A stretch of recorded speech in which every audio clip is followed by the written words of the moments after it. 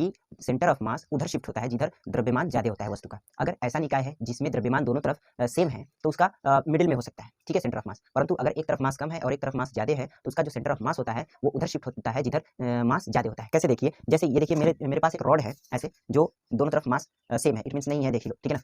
तो इसका जो सेंटर ऑफ मास होगा, देखो कहां पर ये शिफ्ट होगा, ये मिडिल में ऐसे है, ठीक है, देख सकते हो आप ऐसे, ठीक है, मिडिल में है। लेकिन जैसे ही एक तरफ मास अधिक होता है वैसे ही हमारा जो सेंटर ऑफ मास होता है, अब पहले बीच में था, अब बीच में ना होकर देखिए उधर शिफ्ट होगा जिधर मास ज्यादा होगा। इधर मास ज्यादा है तो सेंटर ऑफ मास इधर शिफ्ट हो गया, देखिए, ठीक है। तो इस तरीके से होता क्या है, देखो कि माना दो कणों का निकाय कुछ इस तरीके से है कि एक कण का मास m1 और दूसरे का m2 है। इसका सेंटर ऑफ मास हमने यहाँ पर मान रखा है, यहाँ से ये r1 डिस्टेंस पर है, ये r2 डिस्टेंस पर है। अब होता क्या है कि अगर m2 बढ़ेगा तो यहाँ से ये डिस्टेंस भी बढ़ेगी क्योंकि ये सेंटर ऑफ मास खिसक कर इधर चला आएगा, मींस r1 की डिस्टेंस बड़ी हो जाएगी यहाँ से। तो वही है जो फॉर्मूला बताता है हमें, r1 m2 × l upon m1 plus m2, means अगर m2 बढ़ेगा तो ये r1 की डिस्टेंस भी बढ़ेगी, ठीक है। उसी प्रकार r2 के लिए क्या करोगे, यहाँ पर r2 लिख दोगे, यहाँ पर m1 l upon m1 plus m2, यहाँ पर m2 यहाँ पर होना चाहिए, सॉरी,